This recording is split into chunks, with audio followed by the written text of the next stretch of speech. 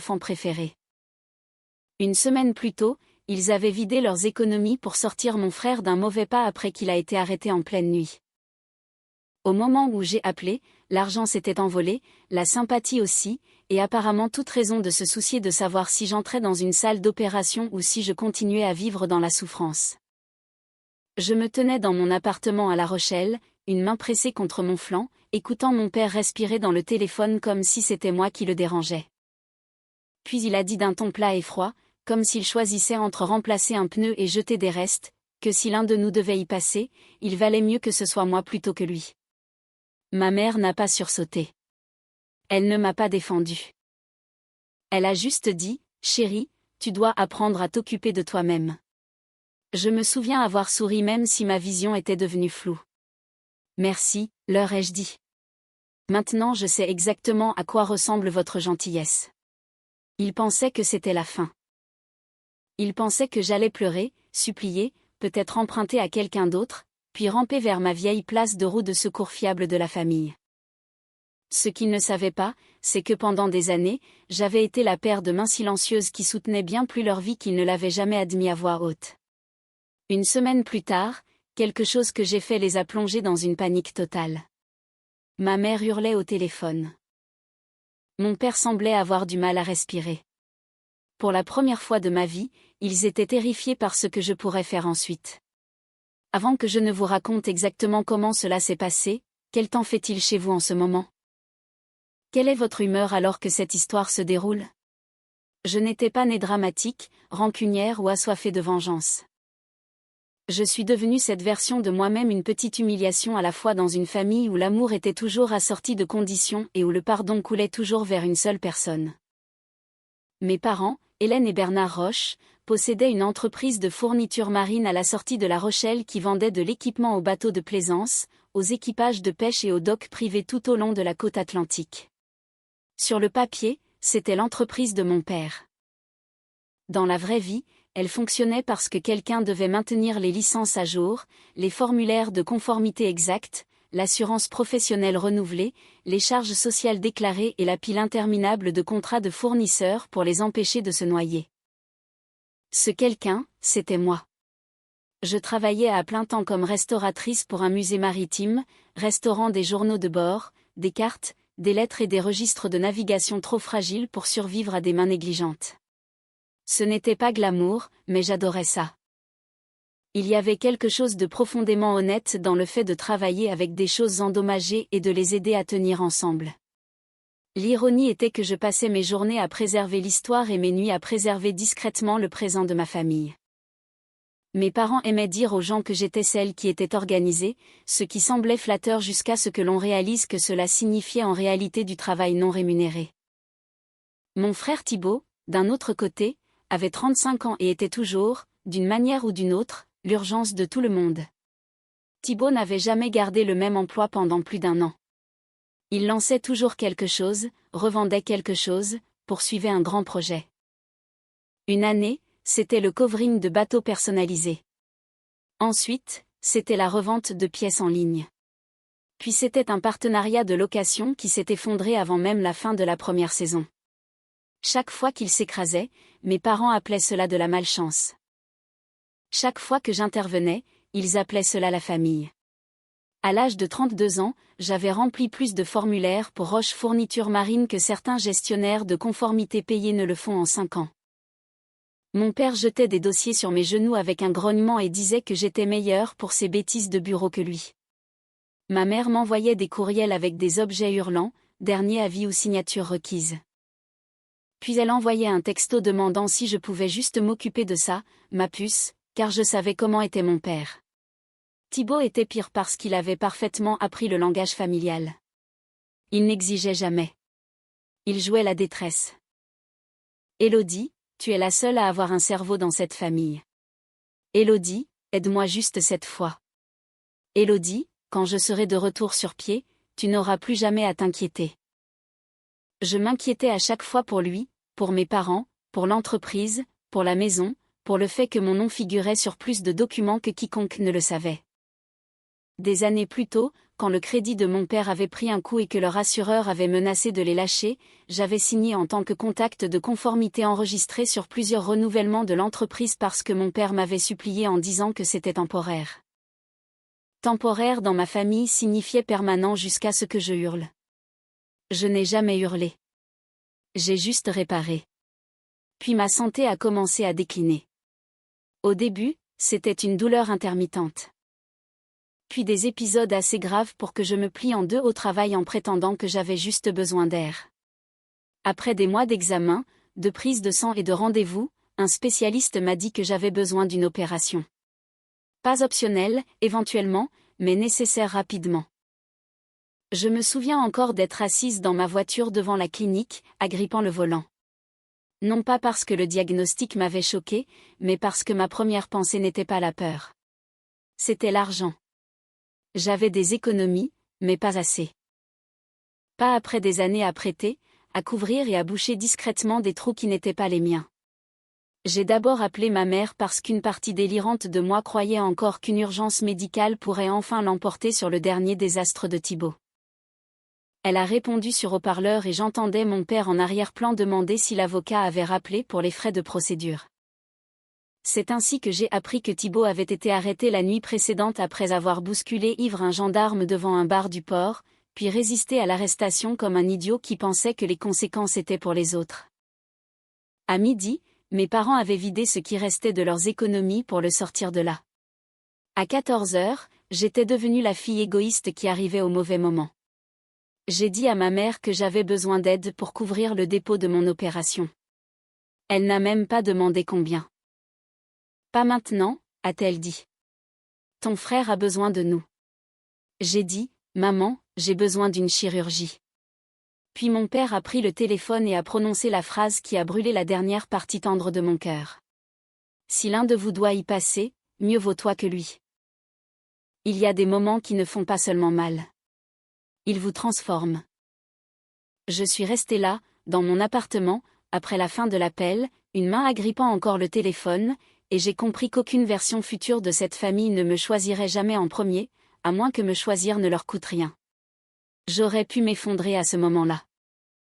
J'aurais pu appeler autour de moi, demander des prêts à des amis, supplier le bureau de facturation de l'hôpital et continuer à agir comme si c'était juste une autre chose terrible que je devais endurer en silence. Au lieu de cela, pour la première fois de ma vie, je suis devenue calme. Vraiment calme. Parce que sous le choc et le chagrin, quelque chose de plus tranchant avait commencé à monter. Mes parents pensaient avoir choisi Thibaut plutôt que ma vie. Ce qu'ils avaient fait en réalité, c'était me rappeler où chaque poutre fragile de leur maison était cachée. Le lendemain matin de cet appel, je me suis réveillée avec une douleur au flanc et une clarté que je n'avais jamais eue auparavant. D'habitude, quand ma famille me blessait, je passais des jours à essayer de traduire cela en quelque chose de plus doux. Peut-être qu'ils étaient stressés. Peut-être que Thibaut était vraiment en danger. Peut-être que mon père ne pensait pas ce qu'il disait. Cette fois, je n'ai pas gaspillé d'énergie à réécrire la réalité pour la rendre plus gentille. Il le pensait exactement comme il l'avait dit. Ma mère était d'accord, et j'avais passé des années à maintenir à flot des gens qui me laisseraient couler sans sourciller. J'ai pris un congé maladie au musée, j'ai fait du thé que je n'ai pas bu et j'ai ouvert mon ordinateur portable sur la table de la cuisine. Je n'ai pas commencé par la vengeance.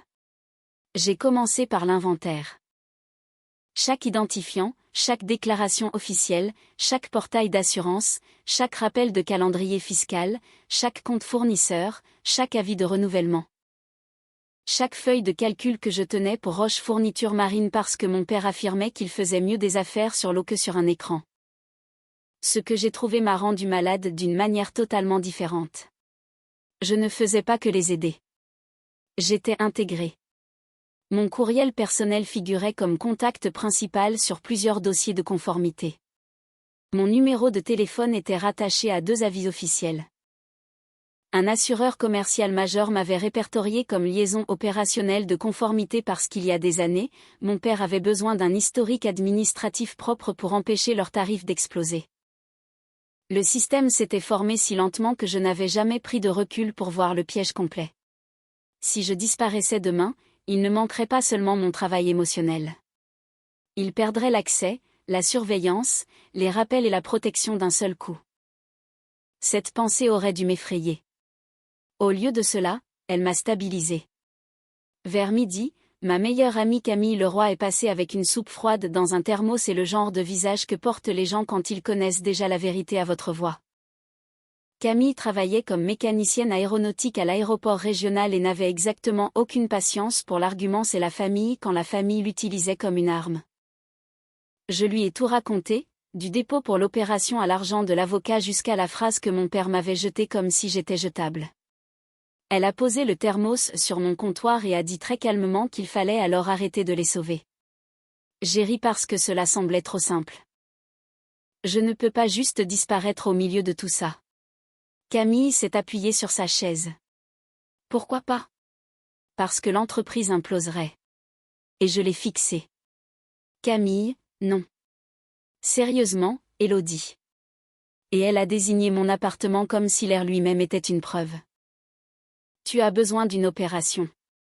Ils ont choisi ces menottes plutôt que ton corps. Pourquoi protèges-tu encore leur confort? Cette question a frappé plus fort que la cruauté de mon père parce qu'elle m'a forcé à affronter mon propre rôle là-dedans. J'avais passé tellement de temps à être utile que j'avais confondu l'utilité avec la valeur. Si Roche Fourniture Marine trébuchait sans moi, je prenais cela comme une preuve que je devais continuer à les porter. Camille voyait les choses différemment. Tu ne brûles pas leur entreprise, a-t-elle dit. Tu te retires juste du feu dans lequel ils te demandent sans cesse de te tenir. Nous sommes restés assises là pendant 2 heures à faire une liste. Pas des fantasmes mesquins, mais des réalités concrètes. Je les informerai par écrit que je me retirais des responsabilités non salariées attachées à l'entreprise. Je retirerai mes cartes bancaires de tous les comptes où j'avais avancé des frais temporaires. J'exporterai chaque document, chaque échéance, chaque dossier existant, et je leur enverrai un dossier propre pour que personne ne puisse crier au sabotage. Je contacterai également le bureau des licences et l'assureur, non pas pour accuser qui que ce soit de crime, mais pour mettre à jour formellement la structure de contact autorisée parce que je ne remplirai plus ce rôle. Camille m'a regardé par-dessus mon écran et a dit que cela seul suffirait à les faire paniquer. Elle avait raison parce qu'il ne s'agissait jamais de drame. Il s'agissait d'accès. Mes parents avaient construit leur vie en supposant que l'accès à ma personne ne finirait jamais. Ils utilisaient ma compétence comme d'autres utilisent l'électricité, invisible jusqu'à ce qu'elle se coupe. Les 3 jours suivants ont semblé irréels. Je suis allée au travail, me déplaçant prudemment entre les vitrines et les boîtes d'archives, souriant aux visiteurs, et pendant ce temps, je construisais le plan de sortie le plus méticuleux de ma vie. La nuit, après que les analgésiques ont atténué la douleur dans mon flanc, j'ai rédigé des documents de passation plus complets que tout ce que j'avais jamais préparé pour mon propre emploi.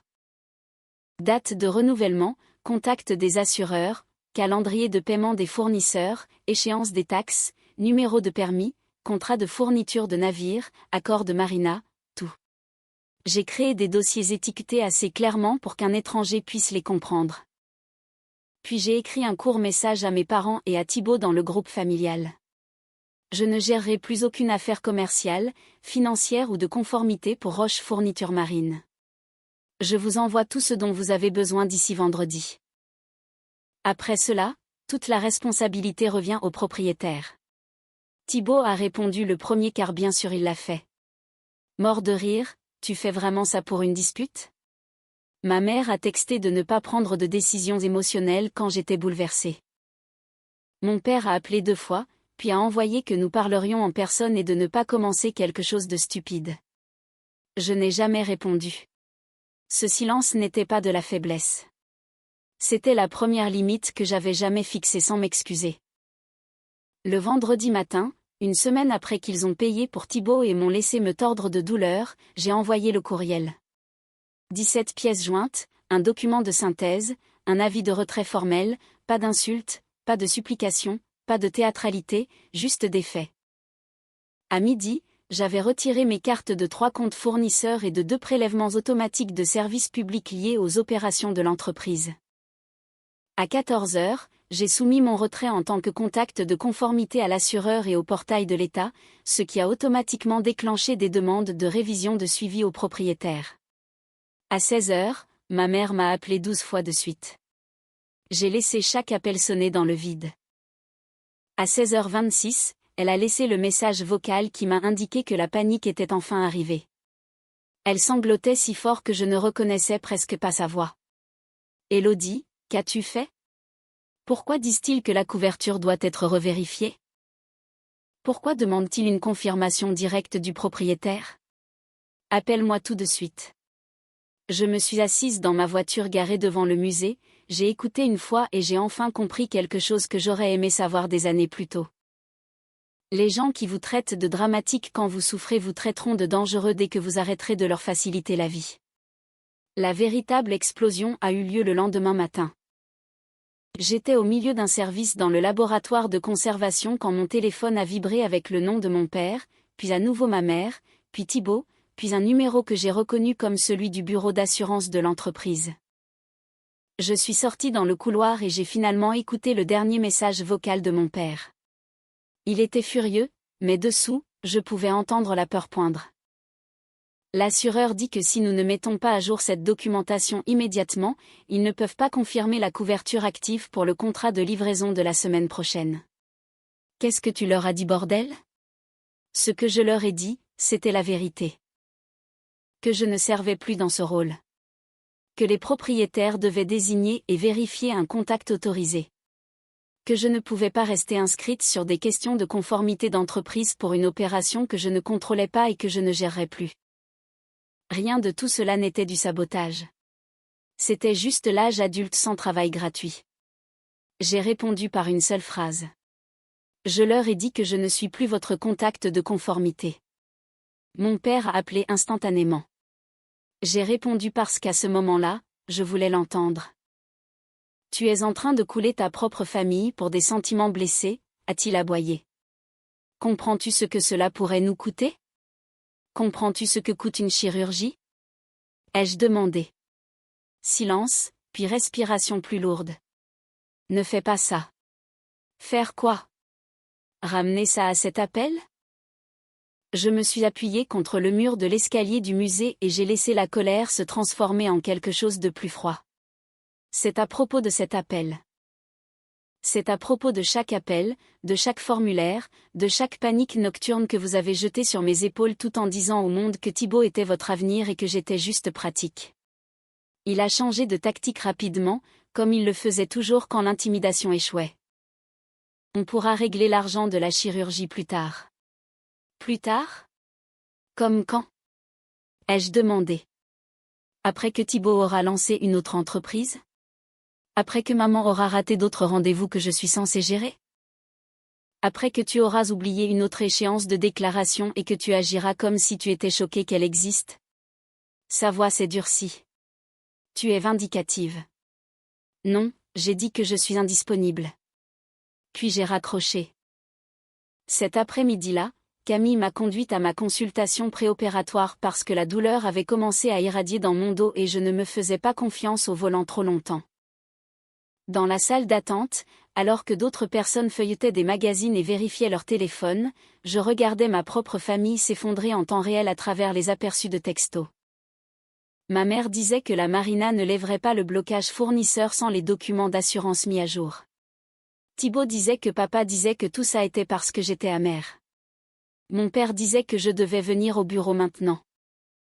Puis le message qui m'a fait rire tout haut dans une pièce pleine d'étrangers, la famille devrait passer avant la fierté. Camille a jeté un coup d'œil et a marmonné, ça vient de l'homme qui a choisi la garde à vue plutôt que la chirurgie ? J'ai hoché la tête. Elle a serré mon épaule, puis a dit de le laisser se noyer dans son propre slogan. Mais la vérité était que je n'étais pas calme. Je tremblais intérieurement. Il y a une énorme différence entre imaginer des conséquences et les entendre arriver. Une partie de moi voulait encore conduire directement chez Roche Fourniture Marine, corriger les formulaires, tout aplanir et reprendre le rôle qu'il m'avait sculpté. Non pas parce qu'il le méritait, mais parce que j'avais été conditionnée à croire que l'effondrement était ma faute si j'aurais pu l'empêcher. Cette nuit-là, je me suis assise seule dans mon appartement, fixant mon ordinateur portable pendant que la pluie tapait contre les vitres. J'ai ouvert les fichiers de passation que je leur avais envoyés. Tout était là. Chaque numéro, chaque contact, chaque échéance. Je ne les avais pas abandonnés. Je leur avais rendu leur propre vie. S'ils étaient en crise maintenant, c'était parce que la propriété exigeait un travail qu'ils avaient toujours sous-traité à l'affection, à la culpabilité et à mon silence. Le lendemain matin, ma mère s'est présentée à mon appartement sans prévenir. Elle avait l'air pire que je ne l'avais jamais vue. Maquillage étalé, cheveux attachés négligemment, lunettes de soleil surdimensionnées échouant à cacher combien ses yeux étaient gonflés. À la seconde où j'ai ouvert la porte, elle a essayé de passer devant moi. Nous devons parler à l'intérieur. J'ai bloqué l'entrée. Non, nous pouvons parler ici. Elle m'a regardé comme si j'étais une étrangère. Élodie, s'il te plaît, arrête ça. Ton père perd la tête. Thibaut aggrave tout. Nous avons juste besoin que tu aides pendant quelques jours jusqu'à ce que ça se tasse. Quelques jours était la phrase familiale qui construisait des prisons. Non, j'ai dit, vous avez tous les documents dont vous avez besoin. Elle a baissé la voix. Chérie, il révise la couverture parce que tu t'es retiré sans prévenir. J'ai failli rire. J'ai envoyé une passation complète et un avis formel. C'est ça, prévenir. Elle a pressé une main contre sa poitrine comme si elle allait pleurer à nouveau. Mais les larmes ne m'ont pas touchée comme avant. Tu sais que ton père ne peut pas gérer ces trucs administratifs. Alors peut-être qu'il ne devrait pas posséder une entreprise qui en dépend. Ça a fait mouche. Son visage s'est figé un instant, la douceur disparaissant. C'est à cause de Thibaut. Non, j'ai dit que c'est à cause de vous deux. Elle a tenté un dernier angle. Il a fait une erreur. C'est ton frère. Je me suis avancée juste assez pour qu'elle doive me regarder directement. Et je suis ta fille. Celle à qui tu as dit de s'occuper d'elle-même. Elle a ouvert la bouche, mais il n'y avait plus rien à dire parce que nous connaissions toutes les deux la vérité. Elle avait choisi. Mon père avait choisi. Thibaut avait toujours été le fils qui valait la peine d'être sauvé, et j'avais toujours été la fille censée endurer. Elle est partie sans me serrer dans ses bras, sans s'excuser, sans demander comment allait ma douleur. 1 heure plus tard, la panique est devenue plus bruyante. Mon père a envoyé une photo d'un avis de retenue attaché à un accord de livraison à quai. Thibaut a envoyé des messages vocaux m'insultant pour avoir fait paraître tout le monde stupide. Puis, juste avant le coucher du soleil, ma mère a rappelé et cette fois elle hurlait. Pas de pleurs. Des hurlements. Que as-tu fait? Comment as-tu pu? Je l'ai laissé s'épuiser avant de répondre. Pourquoi? Ai-je dit calmement. Vous feriez mieux de commencer à prier. Je n'avais pas prévu cette réplique à l'avance. Elle est sortie toute seule, calme et glaciale, parce que pour la première fois de ma vie, c'était eux qui faisaient face à un avenir qu'ils ne pouvaient pas contrôler. J'ai raccroché, posé le téléphone et réalisé que mes mains ne tremblaient plus. La peur s'était déplacée. Elle ne vivait plus en moi. Elle vivait en eux. 2 jours plus tard, mon père a exigé une réunion de famille au bureau. Il a texté que j'avais jusqu'à 18h pour arrêter d'agir comme une ennemie et venir m'expliquer. Je l'ai ignoré pendant 1 heure, puis j'ai décidé que j'irais pour une seule raison. J'en avais assez d'être discuté comme un dysfonctionnement au lieu d'une personne. Camille a insisté pour me conduire. Tu ne vas pas entrer dans ce bâtiment seul alors que tu attends une chirurgie et que ton frère est en plein délire, a-t-elle dit. Elle s'est garée de l'autre côté de la rue face à Roche Fourniture Marine et m'a dit qu'elle serait à 3 mètres si les voix commençaient à monter. Je l'ai cru, ce qui m'a aidé. Le bureau se trouvait derrière la surface de vente, derrière une porte voilée qui ne fermait jamais complètement, entourée d'étagères de cordage, de radios marines, de kits de fusées éclairantes et de classeurs de catalogues usés. Ça sentait la poussière, le sel et le vieux stress. Mon père faisait déjà les 100 pas à l'intérieur. Ma mère était assise au bureau avec un dossier ouvert devant elle comme si elle pensait que la paperasse elle-même pourrait me faire honte et me faire rentrer dans le rang. Thibaut était adossé au classeur avec la posture arrogante d'un homme qui n'avait jamais vraiment été obligé de payer pour quoi que ce soit. Il ressemblait moins à quelqu'un récemment sorti de garde à vue qu'à quelqu'un d'ennuyé par la crise des autres. Cela seul a failli me faire perdre patience. Mon père a commencé dès que je suis entrée. Assieds-toi. Je suis restée debout. Dis ce que tu as à dire. Il a désigné le dossier. À cause de toi, notre assureur a signalé la police commerciale. À cause de toi, la marina a retardé la commande MC Criri. À cause de toi, le portail officiel demande une désignation directe de conformité du propriétaire au milieu de notre trimestre le plus chargé. À cause de moi, ai-je répété. Non, à cause d'années à me laisser faire ton travail. Thibaut a levé les yeux au ciel. Jésus, Élodie, tu agis comme si tu avais construit toute l'entreprise. Je me suis tournée vers lui si vite que même lui s'est tu. Je l'ai gardé légal, j'ai dit, c'est plus que ce que tu as jamais fait pour elle. Ma mère a essayé d'adoucir les choses. Personne ne dit que tu n'as pas aidé. Aider? Le mot m'a frappé comme une gifle. Aider est ce que quelqu'un fait une fois. C'était du travail. Des années de travail. Mon père a frappé ses deux mains sur le bureau. Tu n'as pas le droit de venir ici et de parler comme si nous t'avions exploité. Alors comment appellerais-tu cela? Ai-je demandé. Parce que je peux te dire ce que j'ai ressenti. J'ai eu l'impression d'être la personne qui gardait tes permis en règle, ton assurance à jour, tes échéances fiscales respectées, tes fichiers fournisseurs organisés et les gâchis de ton fils contenus pendant que vous agissiez tous comme si je devais être reconnaissante d'être utile. Thibaut s'est décollé du meuble. Je ne t'ai jamais demandé d'être obsédé. Camille, visible par la fenêtre du bureau à l'extérieur, a eu un rire d'incrédulité. Je l'ai ignoré. Non, tu m'as juste demandé de tout réparer chaque fois que tu gâchais tout. Ma mère s'est finalement levée. Élodie, s'il te plaît, baissons la voix. Je l'ai regardée et quelque chose en moi s'est brisé d'une manière totalement différente. Tu ne m'as toujours pas demandé comment je vais. Silence. Mon père a détourné le regard le premier. Thibaut a bougé maladroitement. Ma mère a cligné des yeux. Quoi? Mon opération? Ai-je dit. Mon corps, ma douleur, la chose pour laquelle je t'ai appelé avant que papa ne dise qu'il valait mieux que je meure plutôt que Thibaut ne subisse les conséquences. Mon père s'est à nouveau renfrogné. Je n'ai pas dit mourir. Tu as dit que si l'un de nous devait y passer, mieux valait moi que lui. Il n'a rien dit parce qu'il n'y avait rien à dire. Ma mère a pris une inspiration tremblante. Nous étions sous pression. Moi aussi. Nous ne pensions pas ce que nous avons dit. Thibaut a croisé les bras. Est-ce que tu es sérieusement en train de faire sauter l'entreprise familiale pour une phrase moche?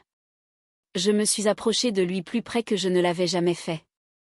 Non, Thibaut. Je me retire parce que j'y ai enfin cru. Il a ri, mais son rire semblait plus mince maintenant. Tu penses que la paperasse de papa compte plus que la famille? Non. Je pense que la famille aurait dû compter avant que j'aie besoin d'une opération. Cette pièce avait entendu 1000 disputes sur l'argent, les stocks, les fournisseurs et les dettes. Mais je ne pense pas qu'elle ait jamais entendu quelqu'un dire la vérité tout haut. Le visage de mon père est passé de la colère à quelque chose de plus dangereux. L'humiliation. Qu'est-ce que tu veux? A-t-il finalement demandé. On y était. Pas de quoi as-tu besoin? Pas qu'avons-nous fait? Qu'est-ce que tu veux? Comme s'il s'agissait d'une négociation au lieu d'une blessure. J'ai répondu honnêtement. Je veux sortir de là. Ma mère a eu l'air d'avoir reçu une gifle. Sortir de quoi? De tout. De l'entreprise, des obligations silencieuses, des appels d'urgence, de la supposition que ma vie vous appartient. Mon père a ricané. Tu es mélodramatique. Non, j'ai dit que je suis en retard. Puis je leur ai dit ce que mon avocat avait déjà commencé à préparer. Je ne me retirais pas seulement de mes fonctions informelles. Je voulais que mon nom soit retiré de chaque dossier de conformité actif, de chaque police, de chaque déclaration, de chaque morceau de responsabilité emprunté qui m'avait été attaché parce que j'étais plus facile à utiliser qu'à respecter. Si cela causait des retards, des révisions de propriétaires ou des requalifications, cela faisait partie de la restauration de la réalité, pas d'une punition. Mon père m'a regardé comme si j'étais devenu quelqu'un de méconnaissable. Peut-être que je l'étais. Ma mère s'est rassise lentement comme si ses genoux avaient faibli. Thibaut a marmonné que c'était insensé. Je l'ai regardé et j'ai dit la vérité qu'il avait évité toute sa vie.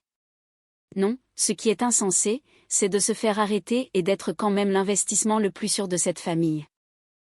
Personne n'a eu de réponse à cela. Je suis sortie avant qu'ils ne puissent se regrouper et me rejeter la faute. Camille a ouvert la portière passager avant que je n'atteigne la voiture. C'était grave ? A-t-elle demandé. Je me suis attachée prudemment et j'ai regardé à travers le pare-brise l'enseigne délavée de l'entreprise que mon père aimait plus que la plupart des gens. Pire que ce que je pensais, ai-je dit. Puis, après une seconde, mieux aussi, parce que pour la première fois, je leur avais parlé le langage de la vérité au lieu de celui de la survie. Et une fois que la vérité est dite à voix haute dans une pièce comme celle-là, elle ne retourne pas dans les murs. Mon opération a eu lieu 3 jours plus tard. Non pas parce que ma famille m'a aidé, mais parce que Camille m'a forcé à demander un plan de paiement à l'hôpital. Mon superviseur au musée m'a discrètement avancé des congés payés. Et j'ai finalement fait ce que ma mère m'avait dit de faire de la manière la plus cruelle possible. J'ai pris soin de moi. Le matin de l'intervention, je m'attendais à ressentir de la peur face au bloc opératoire. Au lieu de cela, ce qui m'a frappé le plus fort, c'est le deuil. Non pas pour mon corps. Pour la famille que je continuais d'essayer de ressusciter dans ma tête. Celle où une mère reste, un père protège et un frère ressent de la honte au lieu d'un sentiment de droit. Cette famille n'allait jamais venir. Après l'opération, la douleur a brouillé le premier jour en fragments de lumière blanche, de couverture, d'une infirmière ajustant ma perfusion, de la voix de Camille me disant de ne pas bouger comme une idiote. Mes parents ont envoyé un texto une fois. Ma mère avait appris que ça s'était bien passé. Mon père disait que nous devions revoir les problèmes de l'entreprise quand je serais sur pied. Pas de ça va ? Pas de je suis désolé. Pas de nous avons eu tort. Juste de la logistique. Ce message a guéri quelque chose en moi plus vite que n'importe quel médicament. La convalescence m'a donné trop de temps pour réfléchir, ce qui s'est avéré utile. Pendant que je restais sur mon canapé avec des mouvements prudents et trop de soda au gingembre, les conséquences de leur côté continuaient de se multiplier. L'assureur exigeait une révision directe des propriétaires avant de confirmer la classification opérationnelle continue. Un fournisseur a suspendu les délais de paiement en attendant l'autorisation de contact mise à jour. La marina a bloqué une commande de haute valeur jusqu'à ce que Roche Fourniture Marine puisse prouver la couverture et l'alignement des signataires. Mon père a laissé des messages vocaux de plus en plus frénétiques me reprochant tout cela. Mais la vérité était plus dure et plus simple. Le système était construit sur une personne faisant le travail gratuitement sous l'illusion que la gratitude finirait par arriver. Une fois que cette personne s'est retirée, tout a révélé son état réel. Thibaut a été le premier à craquer publiquement. Il s'est présenté à mon appartement un soir humide, sentant l'eau de Cologne et la colère, frappant à la porte assez fort pour que Camille, qui était passée avec des courses, attrape son téléphone avant même que je me lève. J'ai ouvert la porte parce que j'en avais assez d'avoir peur des gens qui auraient dû m'aimer. Thibaut a regardé l'attelle chirurgicale sur la chaise voisine, a jeté un coup d'œil à mon visage pâle et a quand même réussi à commencer par lui-même. Papa dit qu'on pourrait perdre le contrat MC Criri. Alors papa aurait dû apprendre le système qu'il possède, ai-je dit. Tu as l'air folle, a-t-il lancé. Tu agis comme si tu étais une sorte de martyr parce que maman et papa essayaient de me sauver. Je l'ai fixé. Est-ce que tu t'entends seulement ? J'ai fait une erreur. Camille, depuis la cuisine, a crié que se faire arrêter à 35 ans n'est pas une erreur d'adolescent. Il l'a ignoré et s'est approché. Tu as toujours détesté qu'il m'aime plus. Cette phrase m'aurait anéanti un mois plus tôt. Maintenant, elle clarifiait tout. Non, j'ai dit que j'ai détesté qu'il t'apprenne que l'amour devait me coûter cher. Il a tressailli. Bien. Tu penses que tu les punis ? A-t-il dit, tu punis tout le monde. Non, j'ai dit que je refuse de subventionner le mensonge. Il m'a demandé si je le voulais en prison, si je voulais papa ruiné, si je voulais maman malade de stress. C'était une parade de conséquences qu'il s'attendait à ce que j'absorbe sur commande. Je lui ai dit la même chose que j'avais fini par apprendre moi-même. Ce qui se passe après que je me suis retiré n'est pas la même chose que ce que je vous ai fait. Il est parti furieux, donnant un coup de pied dans la rampe en descendant les escaliers de l'appartement comme un enfant trop gâté. 2 jours plus tard, ma mère a appelé et pour la première fois, elle semblait vieille. Pas élégante, pas blessée, pas manipulatrice, juste fatiguée. Je ne sais pas comment réparer tout ça, a-t-elle admis. Cela aurait dû m'attendrir. Dans une autre vie, cela l'aurait fait. Mais j'avais appris à écouter ce qui n'était pas dit. Elle n'a toujours pas dit je suis désolée. Elle n'a toujours pas demandé comment se passait la convalescence. Elle voulait de l'aide déguisée en vulnérabilité. Alors embaucher des gens, j'ai dit. C'est ce que font les entreprises quand elles ont besoin de main-d'œuvre. Elle a expiré d'une voix tremblante qu'il ne pouvait pas se permettre cela en ce moment. Vous ne pouviez pas vous permettre la gratuité non plus, ai-je répondu avant de mettre fin à l'appel. Le véritable tournant est survenu une semaine plus tard quand mon avocat a envoyé une mise à jour. Pendant le processus de retrait de mon nom de certains dossiers, il avait découvert que mon père avait continué à m'inscrire comme liaison de conformité active sur un renouvellement même après que je lui ai répété que je voulais me retirer. Ce n'était pas un rebondissement de crime forgé. C'était pire d'une manière plus crédible. Un sentiment de droit routinier. Il avait simplement supposé que mon consentement était permanent parce qu'il avait toujours été disponible auparavant. Cette découverte m'a retourné l'estomac. Elle a aussi mis fin au dernier petit fil de culpabilité que je portais. Je n'exagérais pas. J'avais été traité comme un outil assez longtemps pour que le propriétaire lui-même oublie que les outils peuvent partir. La lettre de mon avocat qui a suivi était nette, formelle et dévastatrice. Toute utilisation continue de mon nom, de mes coordonnées ou d'une autorisation implicite sur les dossiers de l'entreprise serait contestée immédiatement. Les propriétaires devaient certifier toutes les désignations actives avec précision. Plus de zones grises. Plus de Élodie gère ça. Quand cette lettre est arrivée, mon père a cessé d'appeler pendant presque 2 jours complets. Le silence ressemblait au temps après une tempête, lourd et étrange. Puis ma mère a envoyé un seul message. Tu maintenais vraiment plus de choses ensemble que je ne le réalisais. J'ai fixé ce message pendant un long moment parce que c'était la chose la plus proche d'une reconnaissance que j'ai jamais reçue. Pas une excuse, pas suffisant, mais la vérité. Enfin, avec ses propres mots, je n'ai pas répondu. Certaines réalisations méritent de rester sans réponse. À la fin de cette semaine-là, je pouvais un peu mieux marcher. Je pouvais rester debout assez longtemps pour cuire des œufs. Je pouvais respirer sans me préparer à ce que ma famille transforme chaque besoin que j'avais en preuve contre moi. Et quelque chose d'autre avait changé aussi. La vengeance, j'ai réalisé, n'était pas la satisfaction hurlante que j'avais imaginée quand mon père avait dit pour la première fois que j'étais celle dont on pouvait se passer. C'était plus calme, plus froid, plus complet. C'était regarder des gens affronter le poids de responsabilité qu'ils m'avaient toujours imposé et réaliser que je n'étais plus dessous. L'effondrement final ne s'est pas produit dans une scène glorieuse. Il s'est produit comme les vraies conséquences le font habituellement, par accumulation. Le contrat MC Criri est finalement allé à un autre fournisseur après trop de retard. Mon père a réussi à colmater une partie du problème d'assurance en payant plus pour des conditions moins favorables, ce qui l'a enragé parce que l'argent devait maintenant remplacer ce que mon travail faisait autrefois gratuitement. Ma mère a raté 2 suivis médicaux qu'elle prétendait autrefois ne jamais pouvoir retenir sans moi. Et pour la première fois, j'ai laissé cela être son problème. Thibaut, dépouillé de son excuse préférée selon laquelle tout le monde devait juste mieux le soutenir, a gâché une autre entreprise à moitié préparée en moins de 2 mois et est retourné vivre chez mes parents, ce qui a finalement fait voir à mon père ce que je voyais depuis des années. Non pas un fils incompris, mais un gouffre à la taille d'un homme. Le mot s'est répandu discrètement dans notre partie de La Rochelle parce que les communautés d'affaires marines aiment les ragots encore plus qu'elles n'aiment prétendre le contraire. Les gens ont appris que Roche Fourniture Marine avait perdu des contrats clés.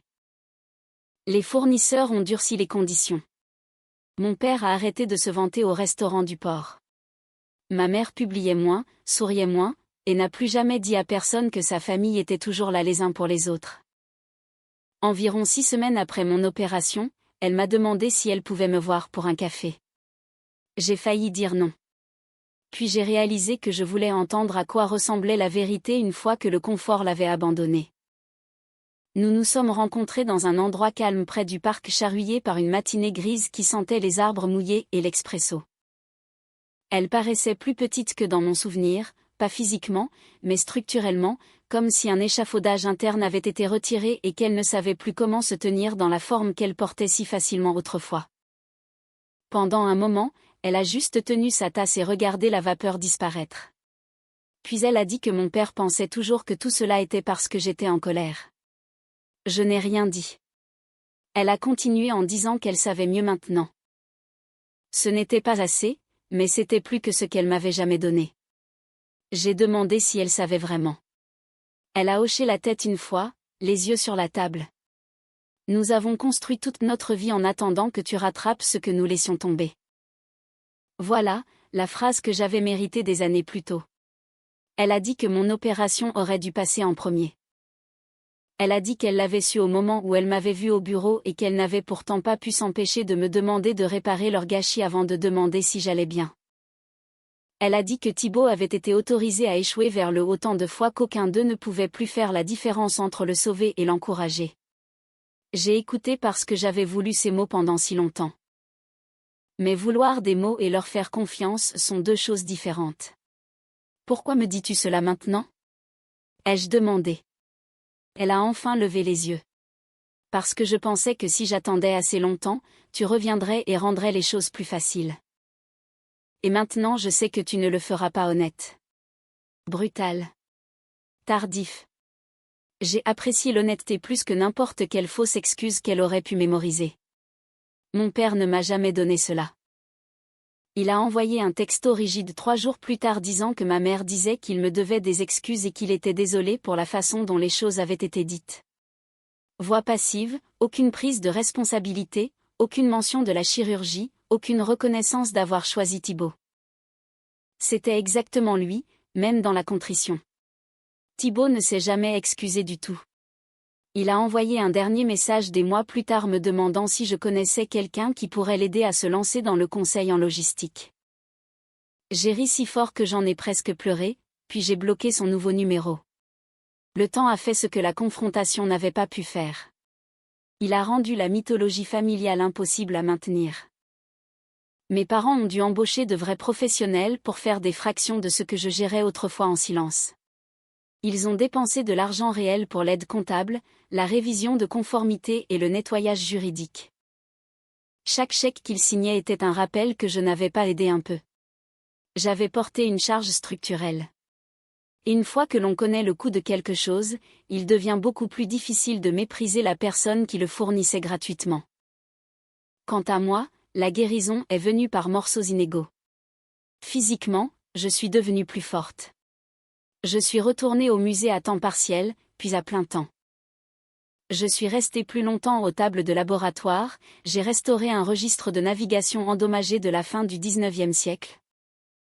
J'ai pris mon café sur les marches du musée sous le soleil du matin et je suis lentement revenue à un corps qui me semblait être le mien au lieu d'une facture que ma famille ne voulait pas payer. Émotionnellement, la convalescence a été plus étrange. Il y avait des jours où je me sentais triomphante. Il y avait des jours où je faisais le deuil comme si quelqu'un était mort parce que d'une certaine manière, c'était le cas, pas mes parents en tant que personnes vivantes, mais le fantasme d'eux, la version que je continuais d'essayer de mériter. Laisser partir cette version a fait plus mal que n'importe quelle chirurgie. Mais cela m'a aussi donné de la place pour construire quelque chose de mieux.